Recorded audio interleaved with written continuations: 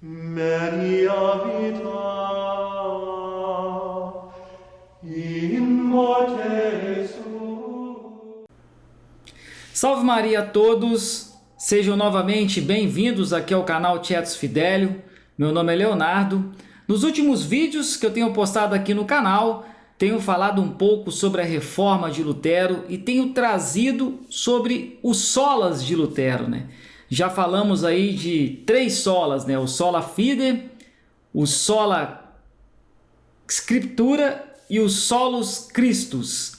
Hoje venho trazer novamente mais um sola de Lutero para a gente poder conversar e ver o que Lutero pensava e o que a Igreja Católica nos ensina. Por isso é muito importante que você assista todos os outros vídeos que eu tenho postado aqui em relação a esse assunto, porque um está ligado ao outro. Então é importante que você assista e eu convido você a assistir. Então antes da gente começar, vamos rezar uma Ave Maria e pedir a Nossa Senhora para que nos ilumine e nos faça entender e compreender o que realmente vem a ser tudo isso. Ave Maria, cheia de graça, o Senhor é convosco, bendita sois vós entre as mulheres, bendito é o fruto do vosso ventre, Jesus. Santa Maria, Mãe de Deus, rogai por nós pecadores, agora e na hora de nossa morte. Amém. Bem, hoje nós vamos falar sobre o sola gratia. Mais um ponto de argumentação de Lutero confrontando a Igreja Católica. Nada mais é do que somente pela graça somos salvos. Tem até uma passagem bíblica que vai relatar esse sola de Lutero, né? Uma das passagens, que é Efésios capítulo 2, versículo 8. Porque pela graça fostes salvos, mediante a fé. E isto não vem de vós, porque é um dom de Deus. Essa argumentação, o sola gratia, somente pela graça, a gente já até comentou um pouco quando a gente falou sobre o sola fide, que é a questão da justificação, que fomos salvos por Jesus na cruz, né, pelos seus méritos, não pelos nossos méritos.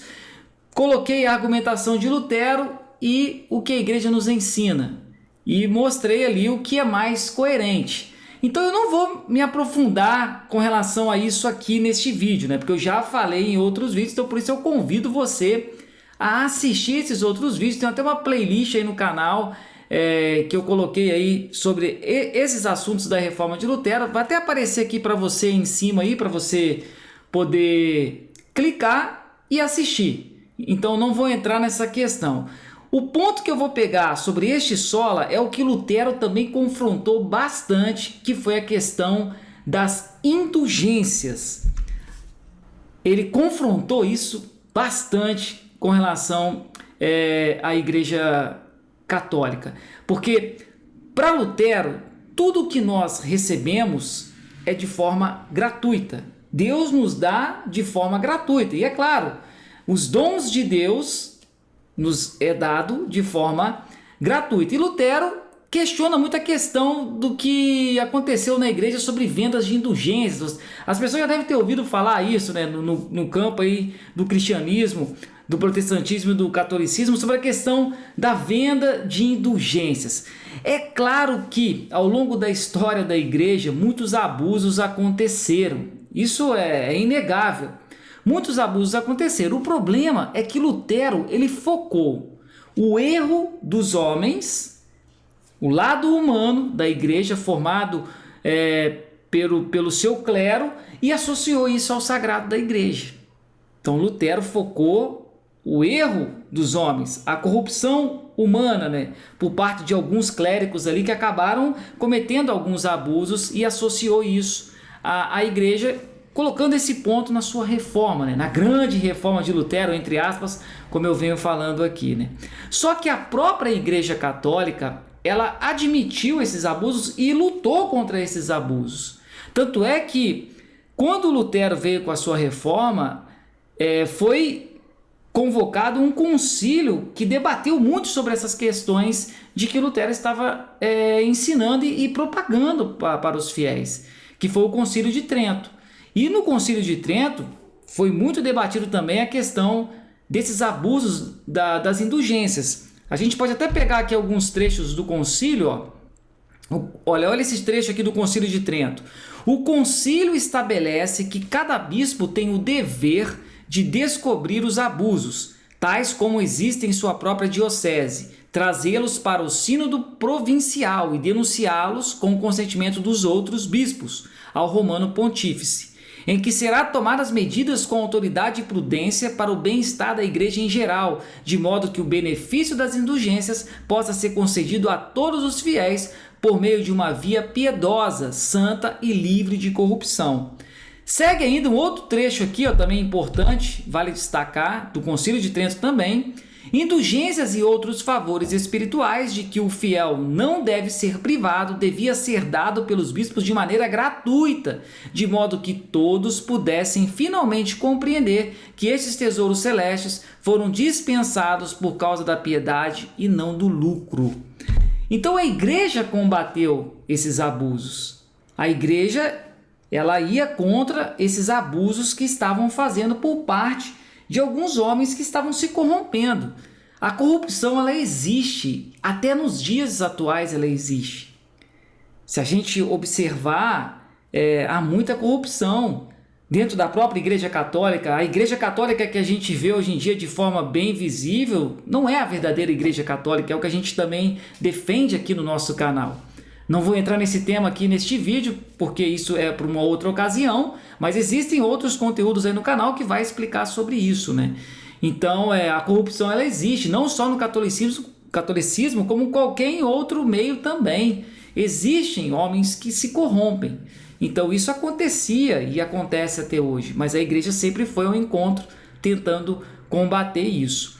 Então, essa questão das indulgências atacam a igreja, mas a verdade é que atacam pelos abusos que aconteceram por parte dos homens e não pelo lado sagrado e santo da igreja.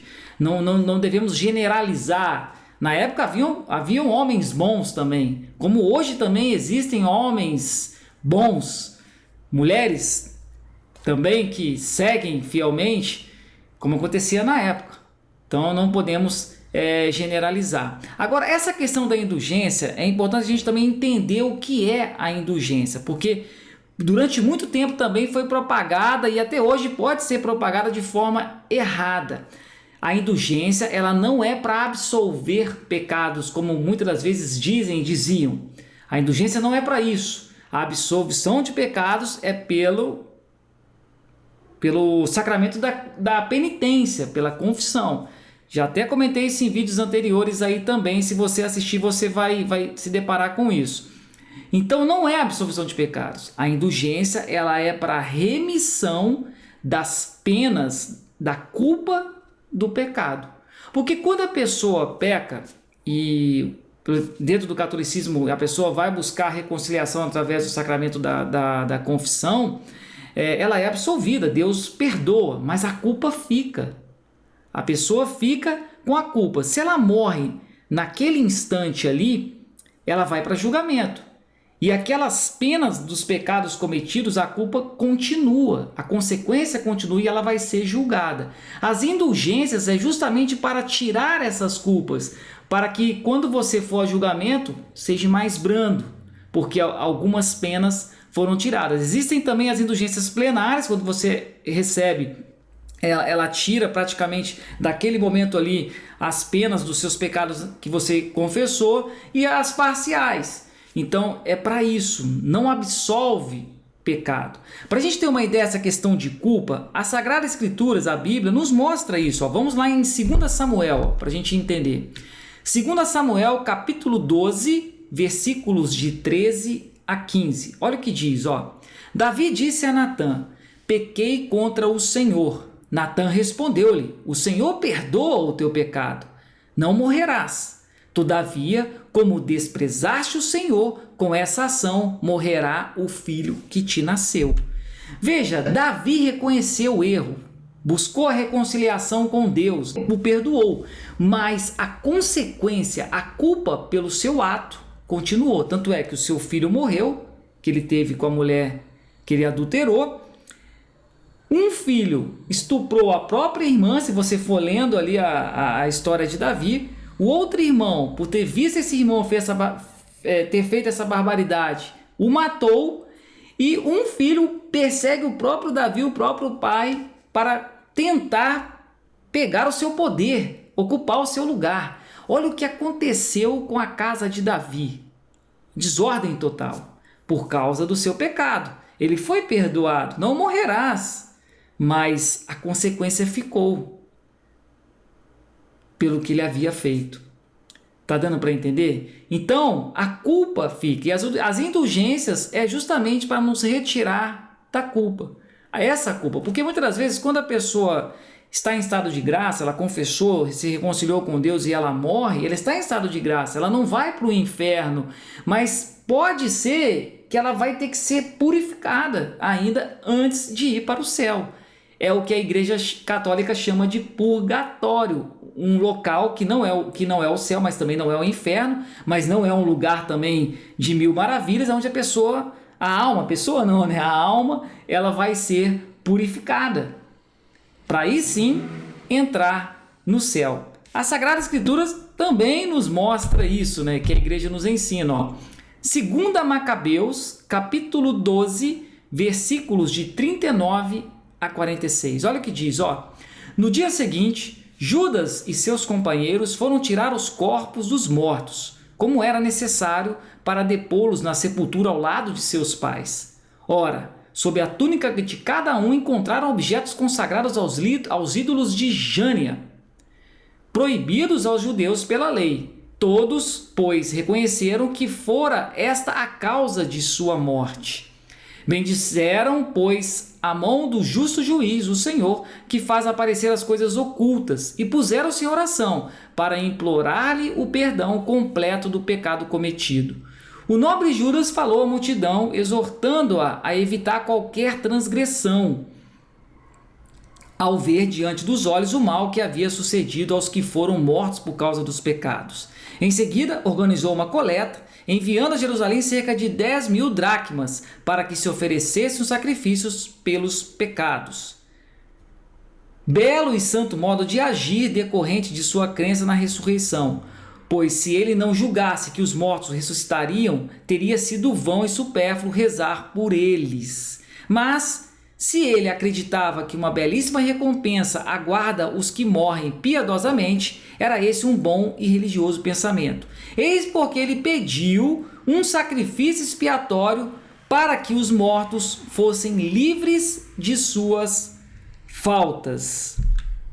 Olha que interessante, viu ali que interessante? Vou até voltar aqui para a gente poder ver essa parte aqui, ó.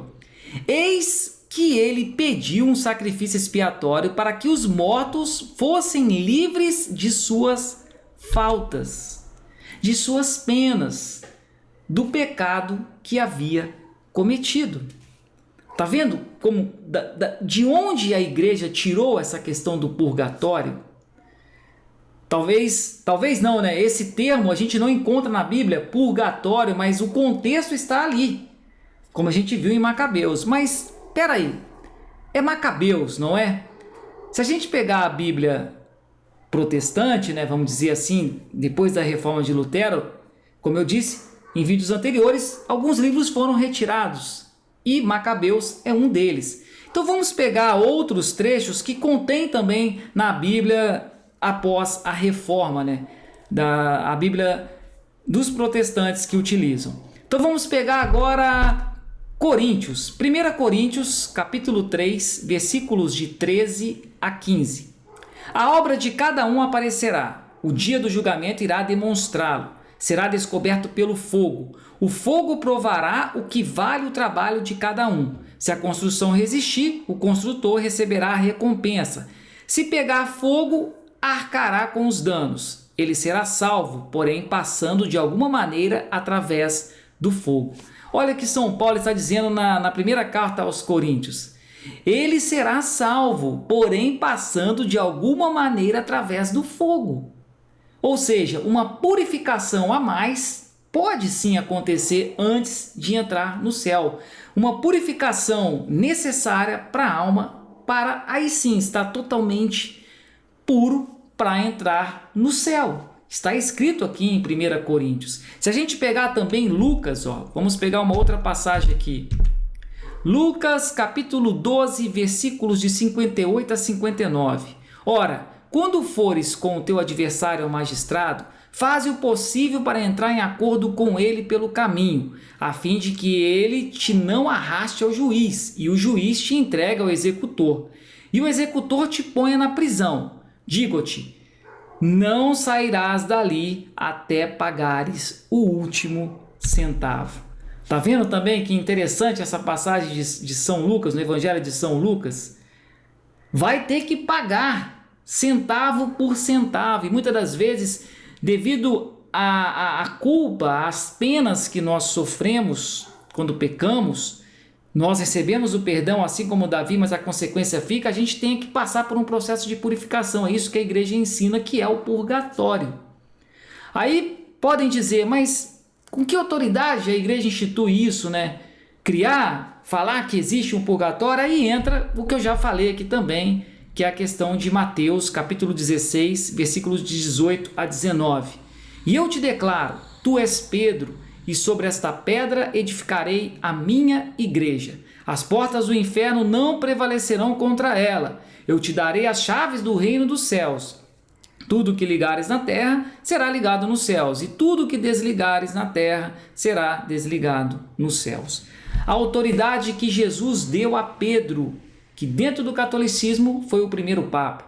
A autoridade de ligar e desligar, instituir e não instituir, deu a chave do reino.